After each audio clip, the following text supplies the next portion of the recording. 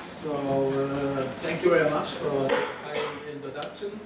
So I'm always happy to hear again that my book, which was now a couple of years ago maybe, was helpful to a certain type. So I'm happy. So I will give today, or maybe not just today, the whole week, I will try to give a sort of lecture course about Berezin Toeplitz quantization of scalar manifolds. Let's say not only Berezin Toeplitz quantization, but maybe let's say quantization of scalar manifolds, geometric aspects of quantization of scalar manifolds. I will also mainly concentrate, maybe let me switch to the next slide, because there you can find some of the topics there which I will touch on. So I will introduce the basic of the Berezin Toeplitz quantization scheme, which is an operator, on the same way an operator and a deformation quantization. And I will mostly concentrate here on compact scalar manifolds. There are other important objects appearing there which are of interest. Also for mathematics, for physics and so on, coherent states, covariant symbols. So indeed also the Berezin quantization will appear. There will also be asymptotic expansion of the very important object, the Berezin transform will show up, and I will slightly talk a little bit about the Karl-Bickoff's classification. There is a revived interest in this topics there. It comes from non-commutative geometry, and I guess Empiric English will maybe elaborate a little bit more on this. There is fuzzy manifolds, matrix limits, which can be encoded in this context of the Berezin Toeplitz quantization. But also there is another thing which is very fascinating, has to do with topological quantum field theory, which has to do with the quantization of modular spaces of flat SUN connections on Riemann surfaces. There is a complete approach to this via Berezin Toeplitz quantization by Jürgen Andersen from Aarhus there. A lot of things are there, mentioned here. So I will see how far I will reach in this lecture course. Also, maybe let me say the following. So for a lecture course, usually it would be better really to make some backward preparation, because then it's not too fast. But now it's more convenient, or more or less it has to be here the beamer presentation. And I know with the beamer presentation, the danger is always there that one gets too fast. So please, please, please stop me if I'm going too fast. If I have questions, so if there are some concepts which you would say, okay, but this is now too fast, I cannot understand, please stop me. I'm really happy to interrupt and to use these whiteboards there and give additional details and so on and so on. Also, the slides will also be available on the webpage of the school, where they can be now put already in its current state to the webpage, because I do not know exactly what I will do at the very end. There is at the very end there is something missing still, but I will update this in the course of the week. But also in this not absolutely final version, it can be referenced. So. Good. So here on this slide, maybe if you want to know more details there, I can recommend to you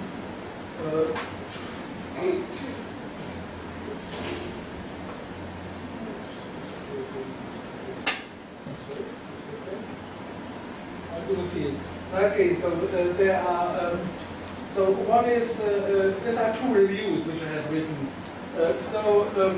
One review is based on the first part of the lecture course where I closed the first review. And then the second review, so this is, the first one is that's open access, you can just download it, it's for free. The second review, this is not open access, so this is AMS, Contemporary Mathematics. But if you want to have a copy, please send me an email, I will send you a copy, no problem there. In this second review, there are certain additional details and also some additional applications, I have to say. So if you want to know more, I recommend it. And so the results, mainly the results which I present now on this lecture, the first part of the lecture, these are really results which are partly joined with Martin Waterman. With Martin Waterman, Eckhard Meinrenken, and Alexander Karabekov. So this is because I will then talk about results, meaning as far as the compact Kähler manifold case is concerned. These are these results which we show there. And but there are other names for related research, and one, of course, my friend and teasing companion, Elvira English, is, of course, should be absolutely mentioned. It's not for politeness that I mentioned him as the first one, but for sure.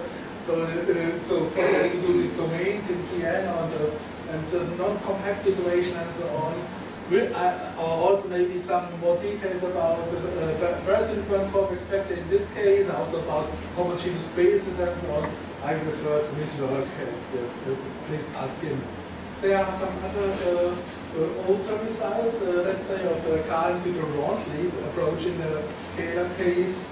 There is Laurent Charles from Paris, and there's also Ma and Marinescu, so who did, in some sense, extending also this situation to the symplectic and almost Kähler picture.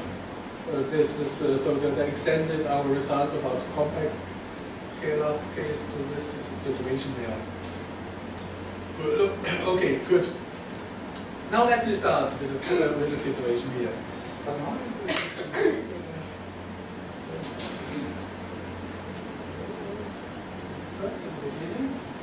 Does anybody know what is because I'm looking for now?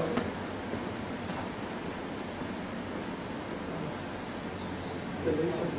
That's it? Berezin? Ah! No? You did not? No. Okay, so what is our genetic setup?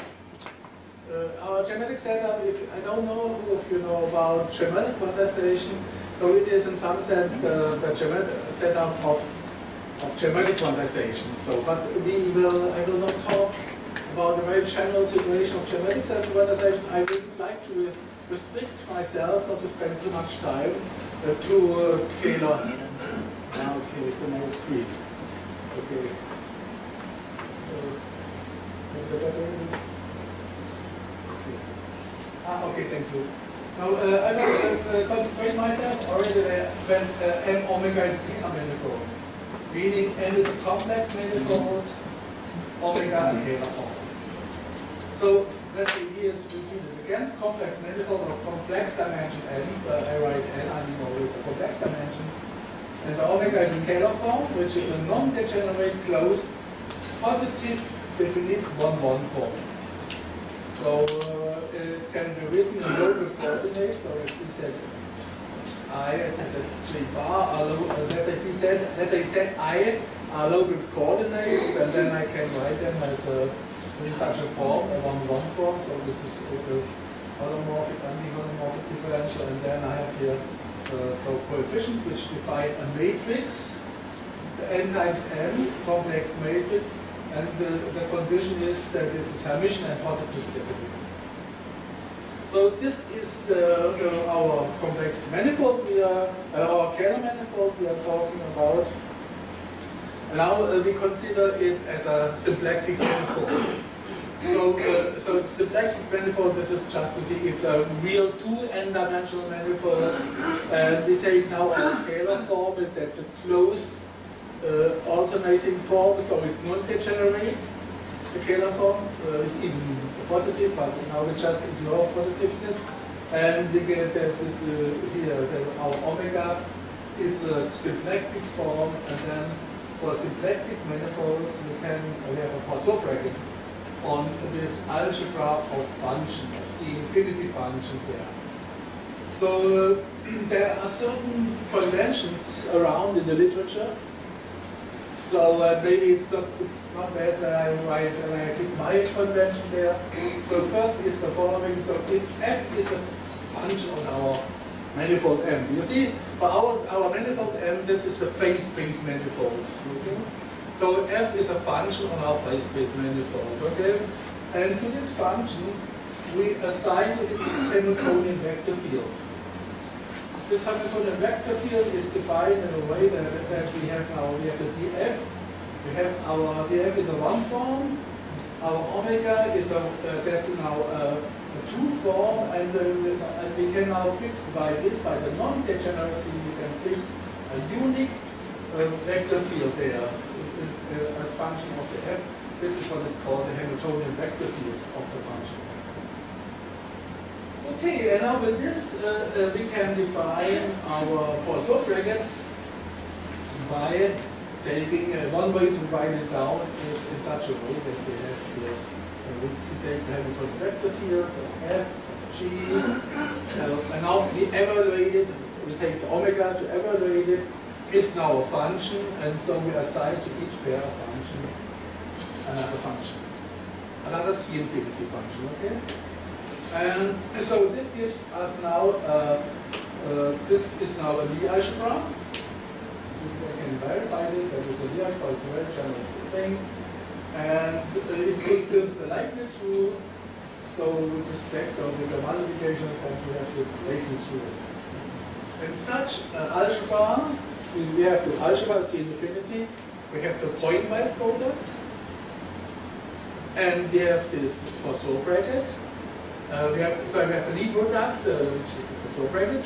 We have this compatibility. This is called a Poisson algebra. So the C infinity M is a Poisson algebra.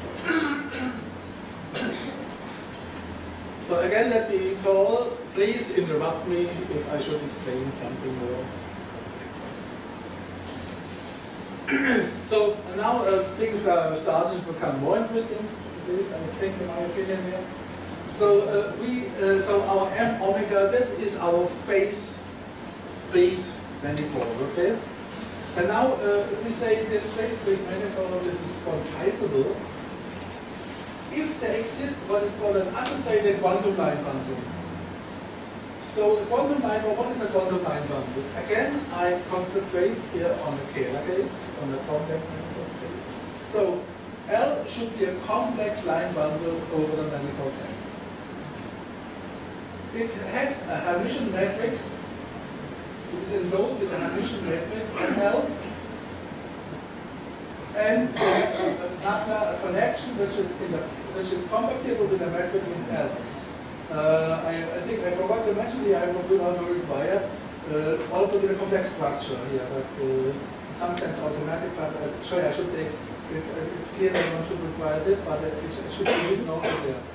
The point is that you might ask, some of you who know the situation a little bit, might ask, okay, but the Snappler will be writing it down because the Snappler will be unique. Indeed, it will be unique by this definition that it should be compatible with the complex structure and the metric. So it will, we will see in the next slide why it is unique. And so, but nevertheless, because of this condition there, I prefer to have the Snappler there. And the condition of quantizability says that the curvature of our line bundle L, the curvature of a line bundle L, with respect to this Snappler, should be essentially be equal to the Kähler form which we started with. So we have okay, still there. So we have this Kähler manifold, Kähler form. We have a line bundle with a connection, and now we have this condition that the connection, that the curvature of the connection should be essentially equal to the Kähler form. Essentially, there is the factor minus I, and this has a little to do also with conventions, I have to say. So how is the curvature defined, and so on and so on. So it's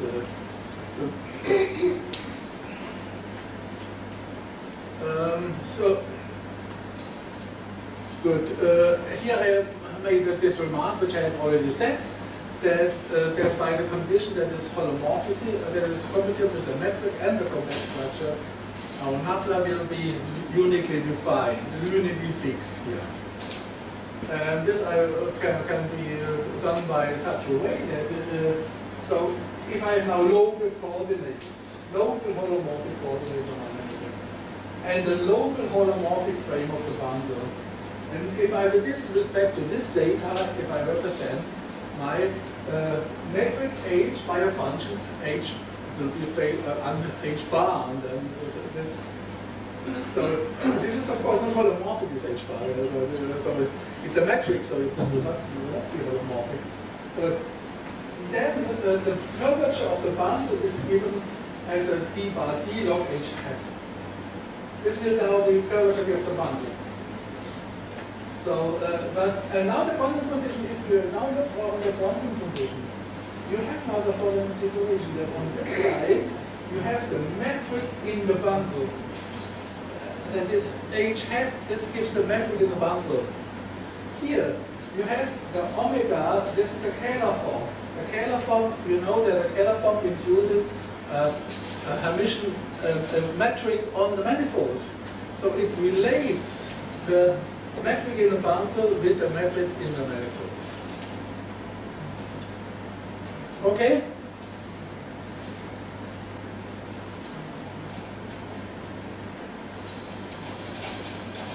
Maybe some examples of this picture.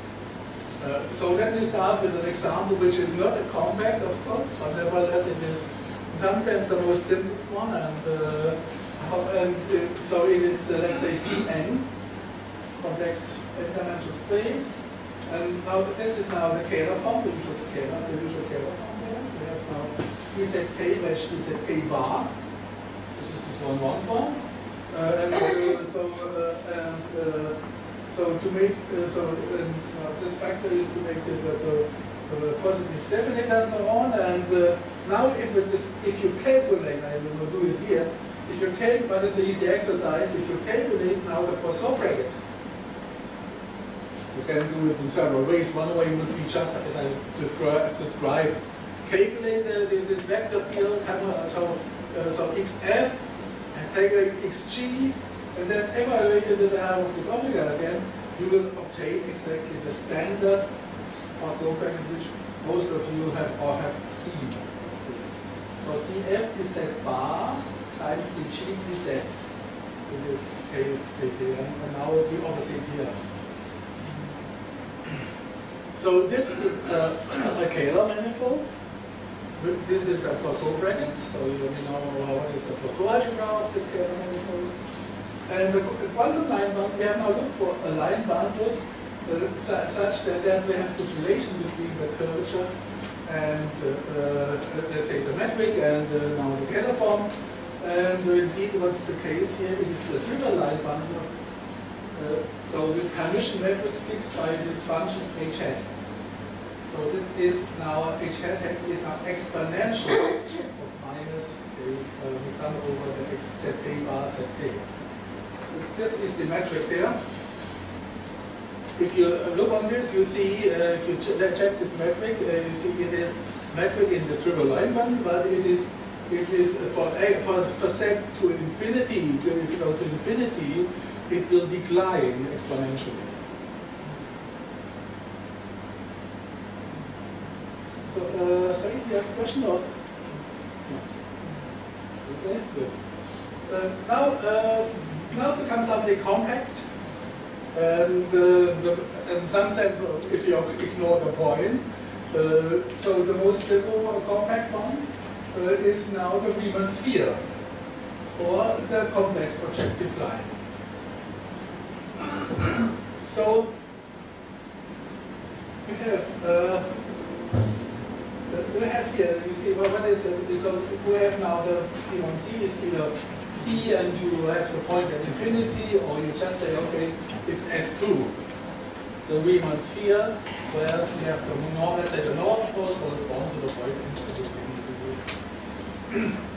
And in here, if you take now, you see the set is now a quasi-global coordinate. So it is provided that it is not defined everywhere, of course, but it is now more or less, if you can write everything in terms of the set, we have only to think about the point at infinity corresponds to set to infinity or to 1 over set to 0, okay? In this sense, it is, I call it a quasi-coordinate. Now with respect to this, there is a scalar form given by this expression here. It is given by some kind of invariance conditions. I don't want to elaborate on this, but you are invited to do it yourself here. And this is now the scalar form. It is of course not degenerate, so and it's also positive definite because you have this right compare in the right definition with high notation. I have always the I in front of the sum, and this 1 over z plus z bar z times z bar squared. This is of course positive definite. Positive definite 1 times 1 matrix. Now, so what is the quantum line bundle? The quantum line bundle is what is here I have written the dual of the tautological line bundle. Now what does this mean? And so it's what's called the hyperplane section bundle. So what is the tautological bundle of the projective line? We have the projective line corresponds to lines in the plane passing to 0. So if I take now a class of these lines, and if I take now the point corresponding to this, if I now take just exactly the line which it represents, the full line which it represents, this is called a tautological bundle. There are other names sometimes for them, but maybe let us stick with this word tautological bundle for it here. Sometimes it's called universal bundle, but I prefer tautological bundle. And now we can take the dual of this bundle. And the dual of this bundle is indeed the quantum line bundle, which is here, which is given by this, so to this, which corresponds to this here. I have to say, I'm not completely sure whether maybe I have to take, maybe I have to take the two twice of this, but it is not so. It doesn't matter so. But I think it's correct, but I have to think again. So this is the, in some sense, the most simplest of this compact scalar manifolds. And the next step, next one is now the n-dimensional complex projective space, PNC. Maybe please ignore how this expression here. But it is there is a form which generalizes this dimension, complex dimension form. The upper n, which is the Pupin-Studi form, and again this is quantizable with the hyperplane section bundle as quantum line bundle. Let me say why. So this hyperplane section bundle, because all these linear forms there, these are exactly the sections of this bundle.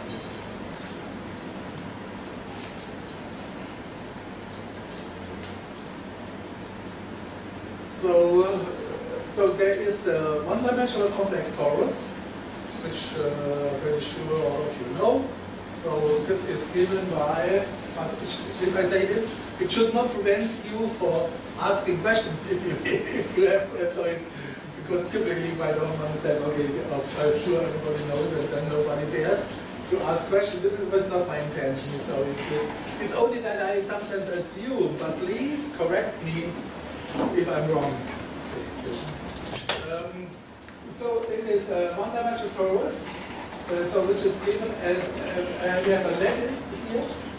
This is in C, which is R2, a lattice, a two-dimensional lattice.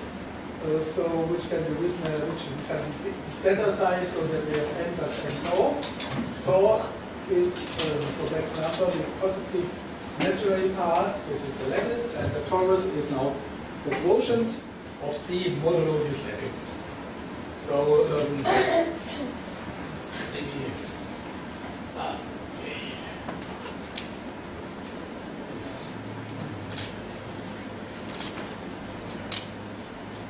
we have this fundamental parallelogram, and we identify this.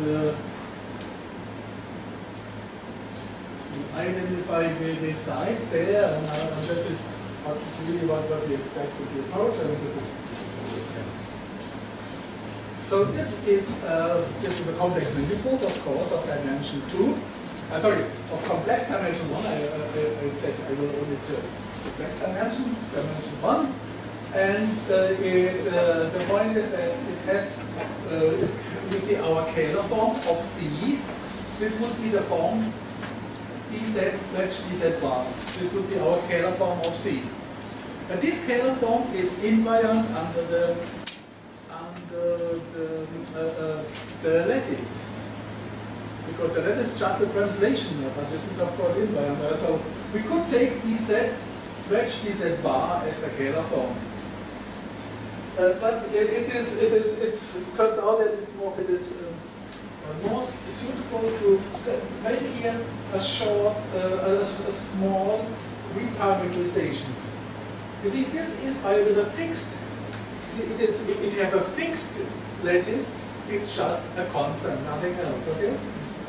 But if you want to consider now families of lattices, you have something. You have now some kind of a natural identification. We have to, so we will change the scalar form along these families. And this is the point that it's better to write it with the help of this scalar here. So for sure it's a scalar form, that's clear because it's just a constant here in front of this. But what is a quantum line bundle? A quantum line bundle is now what is called the theta line bundle of degree 1.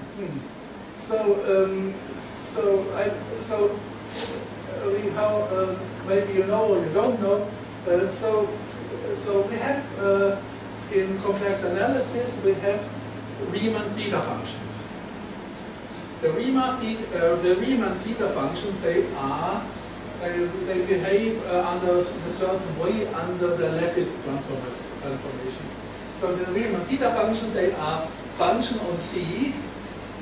But they are not function of the torus because they are not invariant. But what they are sections of this line bundle there. And so this is exactly this line bundle.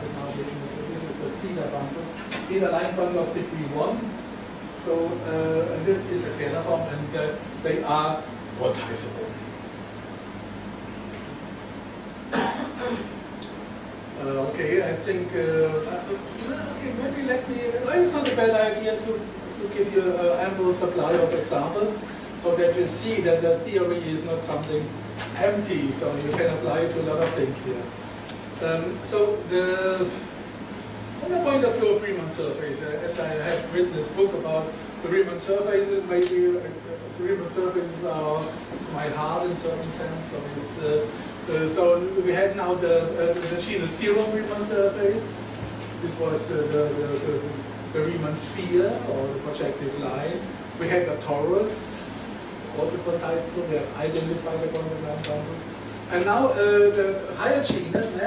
What is about higher genus? Maybe the first thing is the following: that we can also consider the unit disk. The unit disk as a subset of C. And this is in some sense a good chance to mention again my friend mirroring English because he is about to sleep. Because this is again one of these homogeneous spaces or non-compact Riemann surfaces where you can do also this kind of Berezin Toeplitz or Toeplitz quantization. So it is to take just the disk. This disk there, the interior of the disk, or if you like, you can have to take the upper half space. You have a fractional linear transformation which relates this, sometimes called Cayley transform, but it's just one of the examples of fractional linear transformation. So we either take the complex structure of the unit disk here, or you take the complex structure of the upper half space here. And now you have the scalar form. And now you take a scalar form which is invariant under this. Now you have, in this case, you have this fractional linear transformation business there. So you have Z goes to a Z plus B, Z plus D. Okay? And well, you need that you want to keep this data, then you need A, B, C, D, S, L, to R. I'm sorry now because this was not clever because I'm exactly standing in front of this what I have written here. So,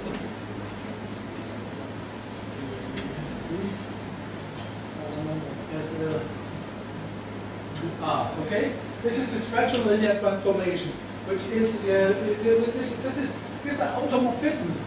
So inside, okay, this is bad, but this is for H.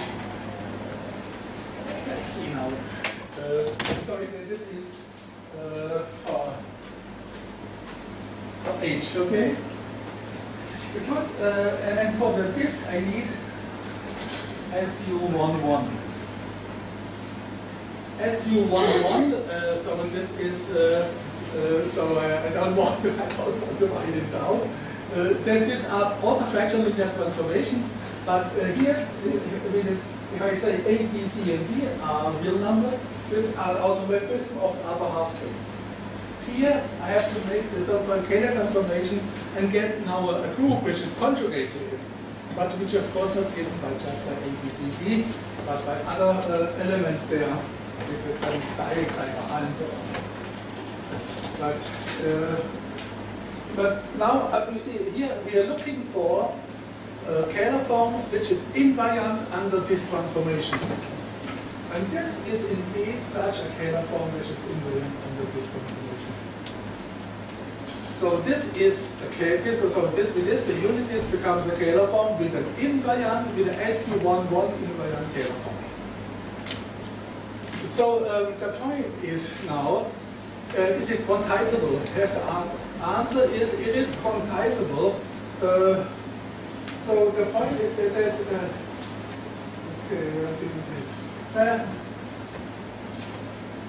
I will come. I see I have written this on the slide. I will maybe return to this because before this was my starting point because I want to do higher genus Riemann surface. Now I memorize. I remember that I can, for realizing higher genus Riemann surface, there are different ways to do it. One way is take this unit disk and divide out certain subgroups actually of SU11 such that the quotient will be compact. So such subgroups are called Fuchsian groups. So there is the quotient of a Fuchsian subgroup and I don't want to write exactly down what all of the conditions are, but the main point is that the quotient should be compact and non-singular. That's the main point. So they should act in a certain manner and so on. So it can be given in detail, but it's not our business here for this conversation. But by the construction, our Kähler form on the disk is invariant under fractional linear transformation. Hence, it defines indeed a Kähler form on our manifold, on our higher genus Riemann surface. And now I come back to this. What is the quantum line bundle? The quantum line bundle is the so-called canonical bundle. So these are the bundle for which the sections, the local sections, are the holomorphic differentials. So you can, if you check, this can of course be defined. Everything can be defined in terms of the, let's say, on the disk or the upper half space and so on, and then you get the objects which are called automorphic forms. Automorphic forms are, in some sense, nothing else as sections in the tensor product, in certain tensor product of the canonical line bundle. These are differential forms. They are, so these are now this section there, which give our. So for those of you who have who do not know the background here, you can just ignore this. I will not return to this. It gives you just some additional examples of our setting. Okay. So now I come to the point that this examples, a lot of examples, and but they might create a wrong impression that all Kähler manifolds are quantizable, because I found always the Kähler form. I found always quantum line bundle bundle there. One would think, okay, this will work always, but unfortunately or fortunately, okay, I don't know whether one should call it unfortunately or fortunately. If life would be too simple, there would not be enough to do for us mathematicians. So I think life should be a little bit more complicated than simple, so that we can still find something interesting to study. And indeed, it turns out that most of the Kähler manifolds are not quantizable. Most in a not so clear context of what it really should mean. But at least in the case, if I consider higher dimensional tori, this can be more, I can be very precise here. So if I consider higher dimensional tori, meaning I have a Cn, and divide again out a lattice L. If my lattice is not by chance well behaved, this quotient will be a Kähler manifold, as I take just the Kähler form of the flat Kähler form, and it will be a Kähler form of Cn, will be a Kähler form also for the torus. But it will not be quantizable. There will not be a line bundle general such that we have this relation between this Kähler form and the connection in the bundle. That's the point here. So only those will be quantizable, which are what are called abelian varieties. Abelian varieties, these are special classes of tori, those which have enough theta functions. So I don't know how aware you are of the results from classical function theory of higher dimension and so on. So there are even tori which do not have any meromorphic function. They have no meromorphic function besides the constants, of course. So, and the background is indeed because they don't have any theta function, because in the tori you can always write a meromorphic function as a quotient of theta function. If you don't have theta function, you don't have meromorphic function. So this can be given, really classified in terms of the so-called period matrix. And you can say, okay, the period matrix has to be of this and this type. Then you are quantizable. So what is the reason here? Is the following here. You see, M compact. This now I stick to the case M compact. Up to now it was not of importance. I will stick to it, but for this consideration I have to stick to it. So what is the quantization condition? Recall it. Curvature in the bundle is essentially equal to the Kähler form. But now the Kähler form is positive. We can read this in two ways. This relation here. The Kähler form is positive. So now I can say, okay, up to a factor, our curvature of the line bundle L is also positive. And now this is called, you see, if we have a line bundle which has such that it has a connection such that the curvature form is positive, L is called a positive line bundle. Now, calling something a positive line bundle, this is not of any use if there is not a statement. The statement is Kodaira embedding theorem. Kodaira embedding theorem says that our bundle L, I write this in ample line bundle, maybe I should change it. So that L, I can embed L.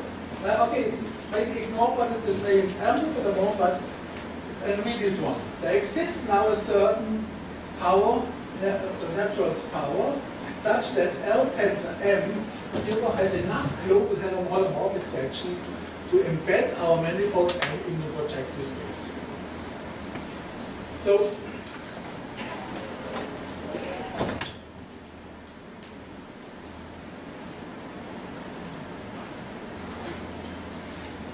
I have our L. I have L tensor M. I have our M, and now I have P some N projective space, and now maybe fast. So if I have a selection of line bundle, you see, I take now S1 up to, or maybe S0 up to Sn sections of L tensor from 0. And now I take our x, evaluated as 0x, S1x, up to S equal x.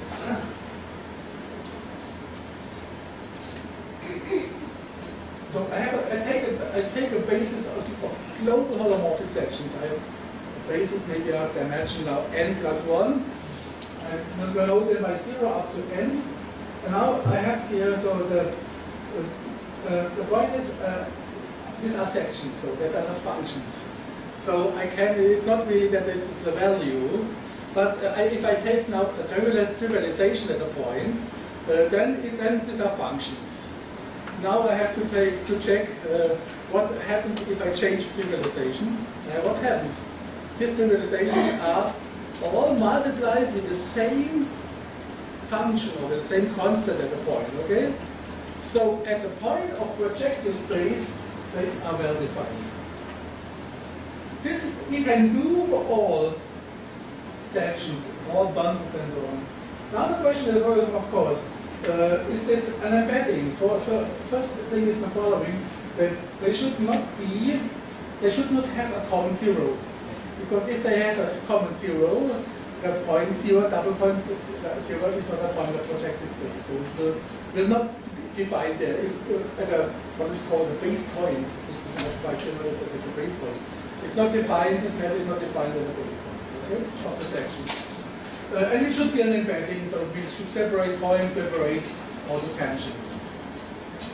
If this is the case, then one says, then one embeds L in projective space. And Kodaira, he shows that indeed, that if we have a positive line bundle, meaning if you have a line bundle in a connection such that the curvature is positive, you can embed, you can take a certain tensor power of this line bundle and its section to embed it in the projective space. Okay, good. And such a bundle is called Endel line bundle, but it's just a name, you can forget about it. So hence, quantizable compact manifolds are always complex submanifolds of P and C. I talk about compact. By the quantization, this is forced by the quantization condition. So, but now one might think, okay, but now life gets simple. Now, unfortunately, again, not, because this embedding, which is always there, which is just an analytic embedding. We embed analytically our quantizable compact scalar manifold in the projective space. But this embedding is only an analytic or holomorphic embedding. It is not a scalar embedding. You see, we have our projective space here has the Fubini study. Here we have Fubini study. This was our phi, and now we can pull back our Fubini study phi. So we put it back to the help of the embedding. This defines, again, here, a scalar form. So we obtain a scalar form here. This scalar form, what is here, is not necessarily coincides with the scalar form with which we started. Here we started with a certain omega n. And now the question is, of course, for our quantization, for our mechanical interpretation, our omega, this is responsible for the mechanics or for the quantum mechanics. That's responsible for this. So we cannot just change it. If we change it, we change the system. What is the case? This is the following that indeed you obtain. This is not on the slide, but nevertheless. So we have the following.